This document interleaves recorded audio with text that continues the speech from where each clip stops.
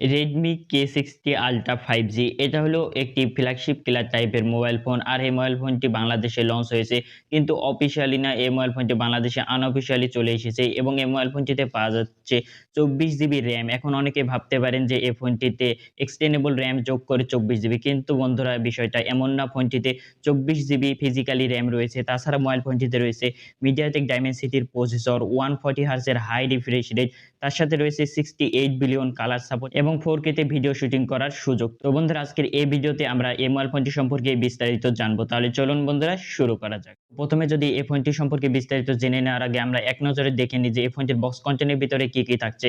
তাহলে আপনারা Redmi K60 Ultra এই মোবাইল ফোনটিতে বক্সের ভিতরে প্রথমেই পেয়ে যাবেন একটি সিম ইজেক্টর পিন, একটি ব্যাক কেস এবং Redmi K60 Ultra কাঙ্ক্ষিত মোবাইল ফোনটি, এবং তার নিচে পেয়ে যাবেন একটি type A to type C cable, এবং মোবাইল ফোনটিতে থাকছে 120 ওয়াটের চার্জিং সাপোর্ট, যে চার্জারটি দিয়ে এই মোবাইল ফোনটির 5000 mAh এর ব্যাটারি 0 to 100% চার্জ করতে অ্যারাউন্ড 19 মিনিটের আশেপাশে সময় লাগবে, এটা কোম্পানি বলছে। এই মোবাইল ফোনটি বাংলাদেশ বাজারে আনঅফিসিয়ালি 3টি কালারে পাওয়া যাচ্ছে। একটি হলো হোয়াইট, একটি হলো গ্রিন এবং আরেকটি হলো ব্ল্যাক। 8.5 mm হলো এই ফোনটির থিকনেস এবং এই ফোনটির ওয়েট হলো 204 গ্রাম, এবং এই মোবাইল ফোনটিতে রয়েছে IP68 এর রেটিং, যেটা হলো ডাস্ট এবং ওয়াটার রেসিডেন্ট, যার ফলে এই মোবাইল ফোনটি আপনাদের ধুলোবালি এবং পানির থেকে অনেকটাই সুরক্ষিত।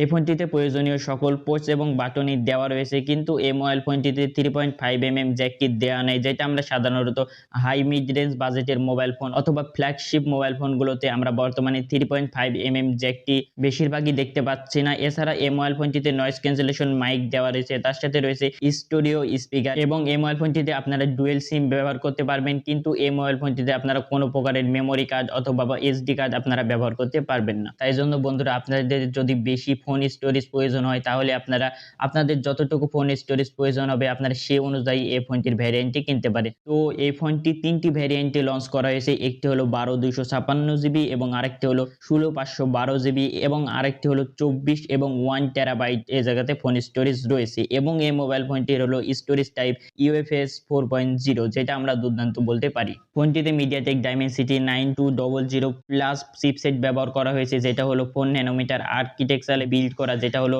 একটি অক্টাকোর প্রসেসর, এবং এই মোবাইল ফোনটি দিয়ে আপনারা হাই গ্রাফিক্স এবং হাই ফ্রেম রেটেও যদি গেম খেলেন, তবু আপনারা এই মোবাইল ফোনটির গেমিং এর দিক দিয়ে কোনো ধরনের সমস্যা পাবেন না। কারণ বন্ধুরা এই মোবাইল ফোনটির যেমন প্রসেসর ভালো ব্যবহার করা হয়েছে, তার সাথে এই মোবাইল ফোনটির ডিসপ্লে সেকশনে এই জায়গাতে হাই ডিসপ্লে বা যাতে হাই রেজলিউশনের ডিসপ্লে ব্যবহার করা হয়েছে। তাই জন্য যদি আপনারা গেমিং এর জন্য যদি পার্সোনালি এই মোবাইল ফোনটি নিতে চান, তাহলে এই বাজেটের মধ্যে বা যাতে হাই মিড রেঞ্জ বাজেটের মধ্যে এটা আপনার জন্য একটি পারফেক্ট চয়েস হবে। এই মোবাইল ফোনটিতে আউট অফ দ্য বক্স অ্যান্ড্রয়েডের লেটেস্ট ভার্সন অ্যান্ড্রয়েড 13 ব্যবহার করা হয়েছে, তার সাথে রয়েছে MIUI 14। এই মোবাইল ফোনটিতে রয়েছে 6.67 ইঞ্চি একটি OLED punch whole card display, যেটা হলো ফুল HD প্লাস ডিসপ্লে, যার রেজুলেশন হলো 1220 ইন্টু 2712 পিক্সেল, এবং এই মোবাইল ফোনটিতে রয়েছে 68 বিলিয়ন কালার সাপোর্ট, এবং এই মোবাইল ফোনটির PPI ডেন্সিটি হলো 446, এবং এই মোবাইল ফোনটির এক্সপেক্ট রেশিও হলো 20:9, এবং এই মোবাইল ফোনটির স্ক্রিন টু বডি রেশিও হলো 87:5%। তো এক কথায় বলতে গেলে এই মোবাইল ফোনটির ডিসপ্লেতে আমাদেরকে যেটা দিচ্ছে এটা আমরা দুর্দান্ত বলতে পারি। তাছাড়াও এই মোবাইল ফোনটির ডিসপ্লেতে রয়েছে 140 হার্টজের হাই রিফ্রেশ রেট, এবং এই মোবাইল ফোনটির ডিসপ্লেতে সাপোর্ট রয়েছে HDR10+ এবং ডলবি ভিশনেরও সাপোর্ট রয়েছে। তো এক কথায় বলতে গেলে এই মোবাইল ফোনটি দিয়ে যদি আপনারা কন্টেন্ট ওয়াচিং বা গেমিং যদি করেন, তাহলে এই জায়গাতে আপনারা ভালো একটি ফিল পাবেন। তাছাড়া বন্ধুরা এই মোবাইল ফোনটিতে রয়েছে 2600 নিটস পিক ব্রাইটনেস, যার ফলে এই মোবাইল ফোনটি যখন আপনারা আউটডোরে ব্যবহার করতে যাবেন, তখন আপনারা একদম ক্লিয়ারলি এই মোবাইল ফোনটি ব্যবহার করতে পারবেন, এবং মোবাইল ফোনটির ব্রাইটনেস জনিত আপনারা কোনো ধরনের সমস্যাই দেখতে পাবেন না। দেন যদি বন্ধুরা এই মোবাইল ফোনটি যদি আমরা ক্যামেরা নিয়ে কথা বলতে যাই, তাহলে এই মোবাইল ফোনটির মেইন ক্যামেরাতে রয়েছে 50 মেগাপিক্সেলের মেইন ক্যামেরা,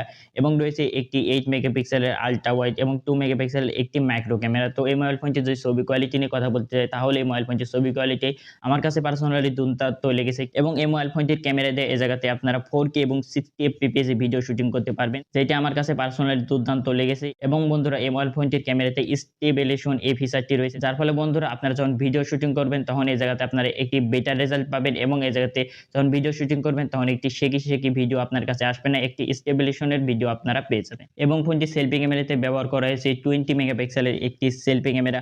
ফোনটি যদি কানেক্টিভিটি নিয়ে কথা বলতে চাই, তাহলে এই মোবাইল ফোনটিতে ওয়াইফাই, ডুয়েল ব্যান্ড হটস্পট এবং NFC সকল সাপোর্ট রয়েছে। এবং বন্ধুরা এই মোবাইল ফোনটিতে ব্যবহার করা হয়েছে আন্ডার ডিসপ্লে ফিঙ্গারপ্রিন্ট সেন্সর, যেটা বেশ ফাস্ট এবং অ্যাকুরেট কাজ করে। তো ওভারঅল এই মোবাইল ফোনটির যদি প্রাইস নিয়ে কথা বলতে যাই, তো বন্ধুরা এই মোবাইল ফোনটি বর্তমানে বাংলাদেশে আনঅফিসিয়ালি পাওয়া যাচ্ছে এবং আপনারা সকলেই জানেন যে যখন কোনো একটি ফোন দেশের বাজারে আনঅফিসিয়ালি পাওয়া যায় তখন শুরুতেই সেই ফোনটির এই জায়গাতে বাজেটটি খুব হাই ধরা হয় এবং পরবর্তীতে সেই ফোনটির দাম কমে যায়। তো এই মোবাইল ফোনটির দাম আসলে কত টাকায় এই মোবাইল ফোনটি আনঅফিসিয়ালি পাওয়া যাচ্ছে এটা আসলে আমি সিওর না।